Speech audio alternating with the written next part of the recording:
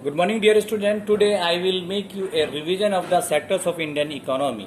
कल हमने इसको पूरा एक्सप्लेन किया था, फुल डिटेल किया था. आज उसको थोड़ा सा ब्रीफ में हम डिटेल करेंगे.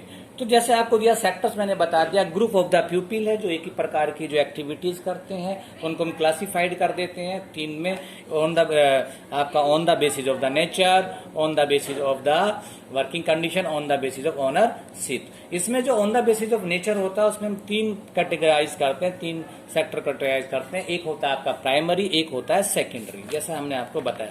अब प्राइमरी सेक्टर क्या होता है इन जनरल में? Primary sector is the sector which use the natural resources and convert into the raw material.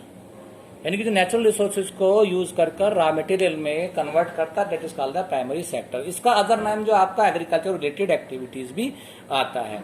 Mining, fishing, जो भी आपका रॉ मटेरियल तैयार करता है वो आपका प्राइमरी सेक्टर में आता है. सेकेंडरी सेक्टर में क्या आता है? जो उस रॉ मटेरियल को फिनिश्ड गुड में तब्दील कर देता है, कन्वर्ट कर देता है, दैट इज कॉल्ड द आपका इंडस्ट्रियल सेक्टर. कहाँ होता है तब्दील? आपका मैन्युफैक्चरिंग करेगा उसको, मैन्युफैक्चरिंग के बाद उसका फिर दूसरे रूप में बताएगा तो वो इंडस्ट्रीज में होता है, यानी कि उसकी मैन्युफैक्चरिंग होती है. उसे मैन्युफैक्चरिंग सेक्टर या इंडस्ट्रियल सेक्टर भी कहते हैं.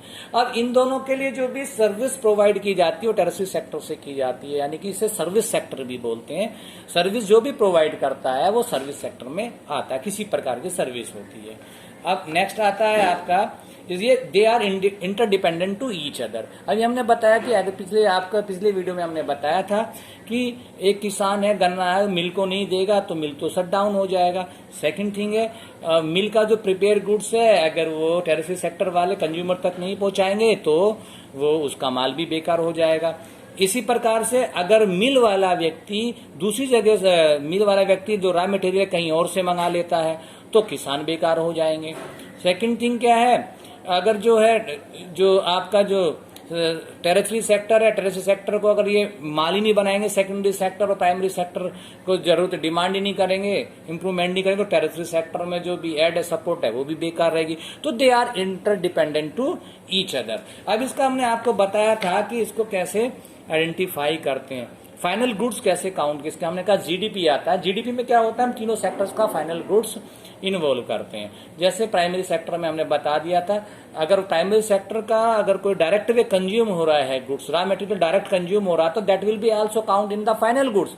बट अगर वो ही आपका तीनों स्टेज में जाकर आ रहा है और तब वो कंज्यूमर तक पहुंच रहा है, that is ready for the consume, तो उसकी फाइनल वैल्यू काउंट होती है. यानी कि तीनों का फाइनल वैल्यूज का सम जो आपका जीडीपी में इन्वॉल्व होता है. इसमें आपका एग्जाम्पल भी दिया हुआ है आपकी बुक में, आप एनसीईआरटी में आप इसे आराम से देख सकते हैं. तो जीडीपी है और इसको करने के लिए हमारी सेंट्रल गवर्नमेंट क्या है, जो स्टेट गवर्नमेंट है या मिनिस्ट्रीज है उनको आदेश देती है, वो डाटा कलेक्ट करता है, उसके बाद में ये होता है, फिर उसको एनालाइज करने के बाद फिर रिपोर्ट पब्लिश कर दी जाती है. हिस्टोरिकल चेंज की मैंने बताया था, आप देख सकते हैं कि पहले आपने जो एग्रीकल्चर चैप्टर में पढ़ा था ज्योग्राफी में कि वहां पे स्लैश एंड बर्न फार्मिंग होती थी, प्रोडक्शन बहुत कम होता था. उसके बाद इंटेंसिव सब्सिस्टेंस फार्मिंग आई, फिर कॉमर्शियल फार्मिंग आई. तो कॉमर्शियल फार्मिंग जब आई तो उसमें हमने कहा कि मॉडर्न इनपुट्स यूज करते हैं, फर्टिलाइजर यूज करते हैं, ये सारी चीजें इसमें यूज करते हैं. तो आप देख सकते हैं कि now days every sector is going to be developed due to the development of the tertiary sector, due to the development of the secondary sector. That's why first sector यानी कि primary sector is also going to be developed. तो ये थोड़ा सा आपको हमने बताया था. अब आता है इनका आपका जो हमारा जो है जीडीपी में इसका कंट्रीब्यूशन कितना है. आज भी जानते हैं इंडिया में मैक्सिमम पॉपुलेशन जो है प्राइमरी एक्टिविटीज में इन्वॉल्व है, स्पेशली एग्रीकल्चर में. जहां पर देखते हैं कि 10 व्यक्तियों का काम है, वहां पर 50 व्यक्ति लगे हुए, वो एम्प्लॉयड तो दिखाई देते हैं लेकिन दे आर अंडर पेड. उनको उनके जितना मिलना चाहिए एक व्यक्ति को पेड उतना नहीं मिल पाता है, बस वो दिखाई देते हैं. एक होता ओपन के जो बिल्कुल बेरोजगारी है कि बिल्कुल काम ही नहीं कर रहे, दिखाई भी नहीं दे रहे. तो हमारे आज भी सेक्टर में इसका कंट्रीब्यूशन प्राइमरी सेक्टर का बहुत कम है, क्योंकि टेरिटरी सेक्टर बहुत अच्छा हमारा प्रोवाइड हो रहा है. तो इसमें हमारी जॉब की अनएम्प्लॉयमेंट बहुत फैल रहा है. तो गवर्नमेंट को कैसे क्रिएट करनी चाहिए? अभी हमने बताया था कि आपका प्लानिंग कमीशन ने जो बताया कि 20 लाख जॉब तो हमारे एजुकेशन सिस्टम में ही है. उसकी बात क्या है आपका कुछ जो जॉब जो है टेरिटरी टूरिज्म में हम आपका इंडिकेट कर सकते हैं. तो इस प्रकार से हम गवर्नमेंट की जॉब को भी इंक्रीज कर सकते हैं और लोगों में एम्प्लॉयमेंट क्रिएट कर सकते हैं. अब इसमें आता है आपका where are the most of the people employed. हमने आपको बता दिया मोस्टली आज की डेट में टेरेस्ट्रियल सेक्टर में भले ही कम है लेकिन उसका जीडीपी में बहुत बड़ा रोल है। आज भी mostly people are employed in the agriculture sector. वो may be a distinguished unemployment, चाहे वो हमें हिडन एम्प्लॉयमेंट के रूप में दिखाई देते हों, क्योंकि वो दिखाई तो देते काम नहीं करते, अंडरपेड है, आपका लेबर रिपोर्ट है।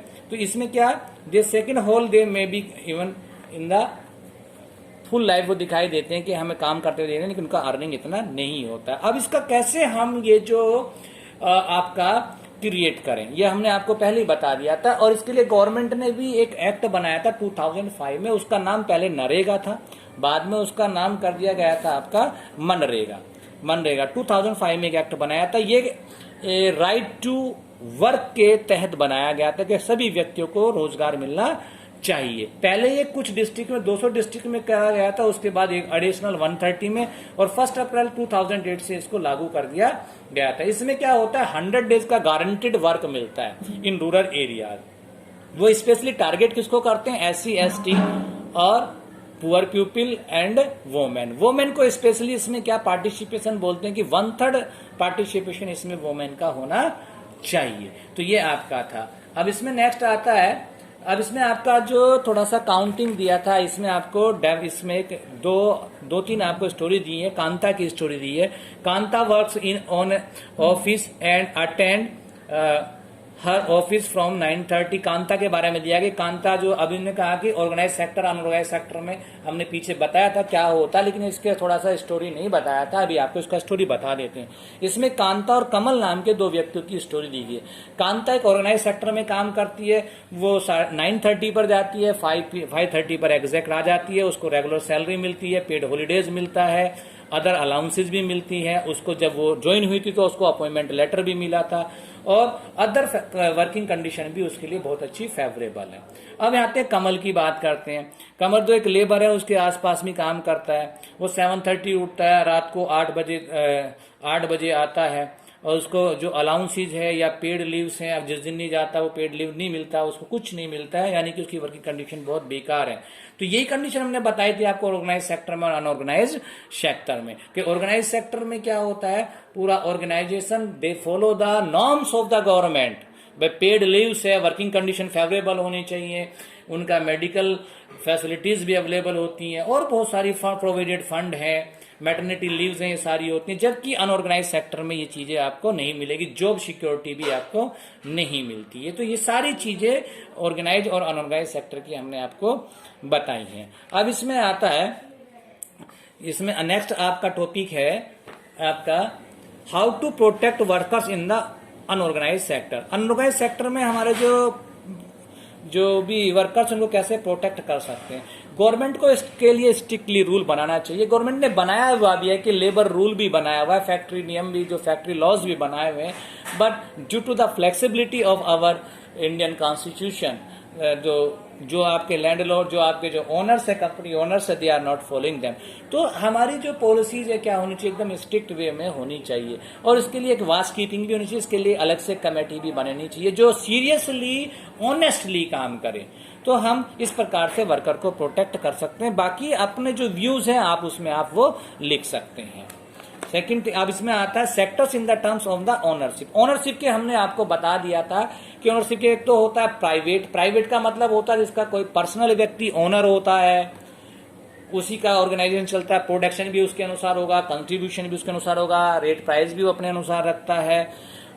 तो दूसरी चीज, वहां पर जो जिसको चाहे वो जॉब पर रखे, जिसको चाहे जॉब पे न रखे, ना वो अदर से जो अदर फैसिलिटीज होती हैं वो प्रोवाइड करता है, ना जॉब सिक्योरिटी है वहां पर, जब चाहे वो किसी वर्कर्स को निकाल भी सकता है।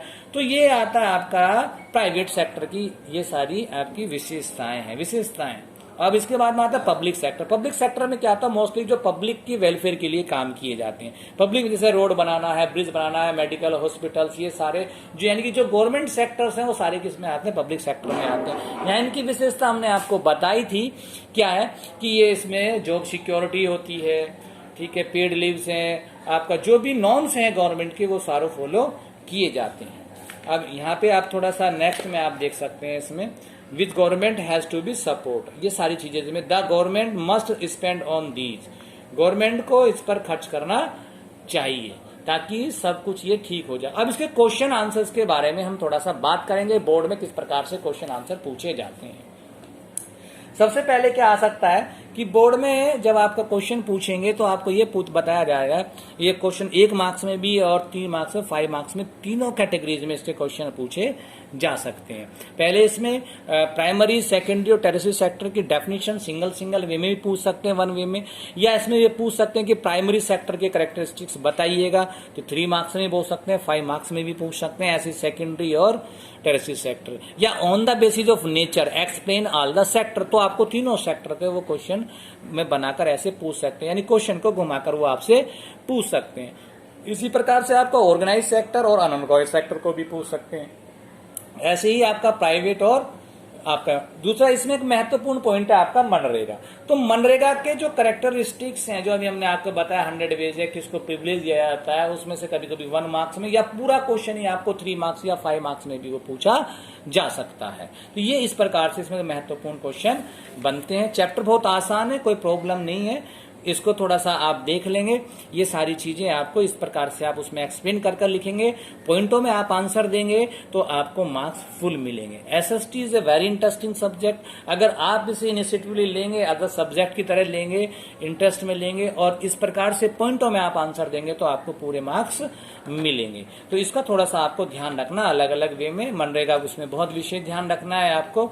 दूसरा, इसमें एक वर्ड आता है distinguish unemployment, distinguish unemployment.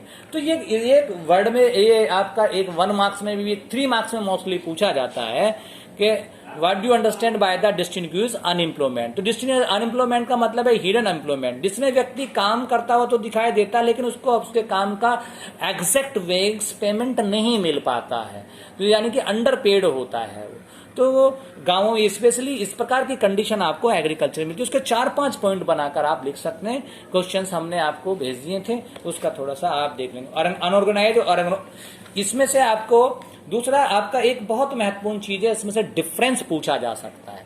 Difference किस किस में पूछा जा सकता है, इसमें organise sector and unorganise sector बिल्कुल आता है, 3 मार्क्स में आता है, 5 मार्क्स में भी आ सकता है। ये डिफरेंस बहुत इंपॉर्टेंट है, organise, unorganise, private and public, ठीक है। और एक क्वेश्चन जो सबसे महत्वपूर्ण है, जो बहुत बार पूछा गया है, how these 3 sector may be primary, secondary और tertiary sector are interdependent to each other।